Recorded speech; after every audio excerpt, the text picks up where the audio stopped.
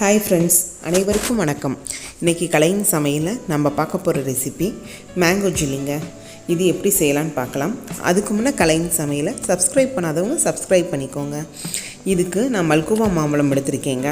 இந்த மல்கோவா இது மாம்பழ சீசன், அதனால் எல்லாத்துக்குமே மாம்பழம் ஈஸியாக கிடைக்கும். உங்களுக்கு உங்கள் ஏரியாவில் எந்த மாம்பழம் நல்லா ஈஸியாக கிடைக்குதோ அதை எடுத்து இந்த நம்ம ஜெல்லி செஞ்சுக்கலாங்க. இதுக்கு மாம்பழத்தை ஃபஸ்ட்டு 2 ஆஃபாக நம்ம கட் பண்ணி எடுத்துக்கலாங்க. இப்போ மாம்பழம்லாம் முன்னே நம்ம அப்படியே தோலோடு சாப்பிடுவோம். இப்போ எல்லாத்துலேயுமே ஸ்ப்ரே அடிக்கிறாங்க, கல் வைக்கிறாங்க, இது நல்லா பழுக்கணும் அப்படிங்கிறதுக்காக. அதனால் மாம்பழத்தை நீங்கள் சாப்பிட்றதுக்கு முன்னே நல்லா கழுவிட்டு அதை தோலை ரிமூவ் பண்ணிவிட்டு அதுக்கப்புறமேட்டுக்கு நீங்கள் சாப்பிடுங்க.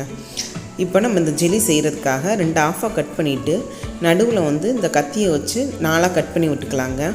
இது மாதிரி ஸ்கொயராக கட் பண்ணி விட்டுட்டு அதுக்கப்புறமேட்டு ஒரு ஸ்பூனை வச்சு சுற்றி எடுத்து விட்டுக்கலாங்க.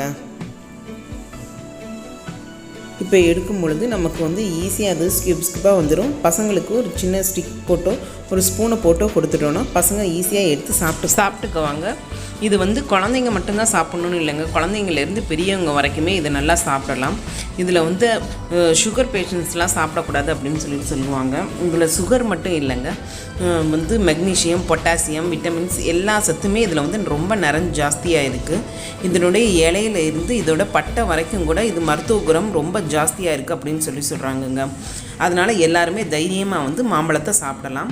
இப்போ நம்ம இந்த கட் பண்ணி வச்சுருக்க மாம்பழத்தை ஒரு ஜூஸர் ஜாரில் ட்ரான்ஸ்ஃபர் பண்ணிக்கலாங்க. அதை நல்லா பியூரியாக அடித்து எடுத்துக்கலாங்க.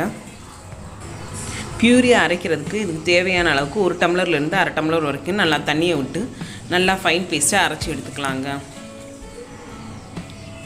அப்போ தான் நம்ம ஜெல்லி செய்யும் பொழுது திப்பியாக இல்லாமல் நல்லா ஃபைன் பேஸ்ட்டாக நமக்கு கிடைக்கும்.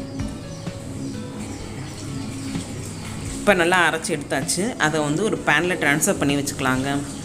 இப்போ மாம்பழத்துலேயே நமக்கு பாதி அளவு இனிப்பு இருக்கும். இப்போ அந்த இனிப்பு நல்லா தெரியணுங்கிறதுக்காக நம்ம ஒரு பிஞ்சு ஒரு 1/4 ஸ்பூன் உப்பு சேர்த்துக்கலாங்க. உப்பு சேர்த்து நல்லா மிக்ஸ் பண்ணி விட்டுக்கலாம். இதில் மாம்பழம் ஏதாவது திப்பியாக இருந்தாலும் நல்லா வேகும் பொழுது அதுவே நல்லா மசிஞ்சு வந்துடுங்க. அதோடு இது நம்ம ஜெல்லி செய்யும் போது ஃப்ரிட்ஜில் வைக்கிறனால இனிப்பு அந்தளவுக்கு நமக்கு தெரியாது. அதனால் அதில் கொஞ்சம் 1/4 கப்பு சுகர் ஆட் பண்ணிக்கலாங்க.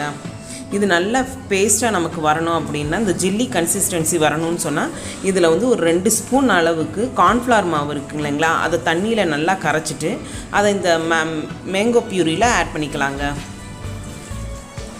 ஆட் பண்ணிட்டோன்னா நமக்கு இது மாதிரி திக்காக வந்துடும். இது மாதிரி நல்லா கொதித்து வந்துட்டியும் அது நல்லா சுருளை இப்போ நமக்கு பேன்லேயே ஒட்டாமல் வர மாதிரி இருக்குங்க. அந்த கன்சிஸ்டன்சி வரணும் நமக்கு. இப்போ நல்லா அது மாதிரி நல்லா கொதித்து வந்துருச்சு. இப்போ நம்ம கேஸை ஆஃப் பண்ணிடலாங்க. இது நல்லா சில்லானதுக்கப்புறம் நம்ம எந்த மோல்டு தேவைப்படுதோ, நமக்கு எந்த ஷேப் வேணுமோ அந்த ஷேப்பில் நம்ம ஊற்றிக்கலாங்க. இப்போ நான் கண்ணாடி கிளாஸ் எடுத்திருக்கேன். நீங்கள் யூஸ் அண்ட் த்ரோ டம்ளர் மாதிரி இருந்துச்சுனாலும் கூட ஈஸியாக ரிமூவ் பண்ணுறதுக்காக அதுலேயும் கூட ஊற்றி வச்சுக்கலாங்க. இந்த மாதிரி டம்ளரில் ஊற்றி வச்சுக்கலாம். அது இல்லாமல் குட்டி குட்டி ஷேப்லேயும் நான் ஊற்றி வச்சுருக்கேங்க. இப்போ ஃப்ரிட்ஜில் ஒரு 2லேருந்து 3 மணி நேரம் நல்லா வச்சு எடுத்துக்கலாம். ஃப்ரீசரில் வச்சோன்னா நம்ம 1 ஹவர்லேயே நல்லா செட் ஆகிடுங்க. இப்போ நல்லா செட் ஆகிடுச்சு. இது நல்லா வரணுன்னா ஃபஸ்ட்டு கத்தியை வச்சு 1 சைடு எடுத்துட்டிங்கனாலே நமக்கு அப்படியே அழகாக வந்துடுங்க. இப்போ நமக்கு ஃப்ளஃபியான ஜெல்லி ரெடி ஆகிடுச்சு. நம்ம கடையில் வாங்குகிற மாதிரியே சூப்பரான ஜெல்லி நமக்கு ரெடி ஆகிடுச்சுங்க. இப்போ இந்த ஜெல்லியை நம்ம ஸ்லைஸாக கட் பண்ணி எடுத்துக்கலாங்க. நமக்கு எந்த ஷேப் வேணுமோ அது மாதிரி நம்ம கட் பண்ணி எடுத்துக்கலாம். அதோட இப்போ கோகோனட் மில்க் பவுடர்னு சொல்லிட்டு கடைகளில், பெரிய கடைகள்லாம் கிடைக்குங்க. அந்த மில்க் பவுடரில் நம்ம இந்த ஜெல்லியை டிப் பண்ணி எடுத்துக்கலாங்க.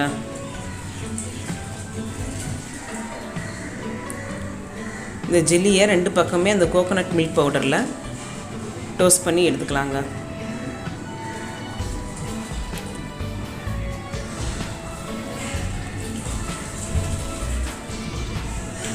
நீங்கள் மில்க் பவுடர் வேணும்னா மில்க் பவுடர் போட்டுக்கலாம். இல்லைன்னா சுகர் பவுடர் இருக்குங்க இல்லையா, அந்த ஐசிங் சுகர் அந்த இதுலேயும் டோஸ்ட் பண்ணி எடுத்துக்கலாம்.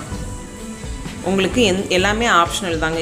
எது இஷ்டமாக இருக்கோ அந்த மாதிரி பசங்க எப்படி சாப்பிடுவாங்களோ அது மாதிரி நம்ம க்ரியேட்டிவாக செஞ்சு கொடுத்தோன்னா அவங்க பார்த்துட்டுமே ரொம்ப அட்ராக்ஷனாக இருக்குன்னு சாப்பிடுவாங்க. உங்களுக்கு இந்த ரெசிபி பிடிச்சிருந்துச்சுன்னா மறக்காமல் கலைஞர் சமையலை லைக் பண்ணுங்கள், ஷேர் பண்ணுங்கள், சப்ஸ்கிரைப் பண்ணுங்கள். Thank you friends.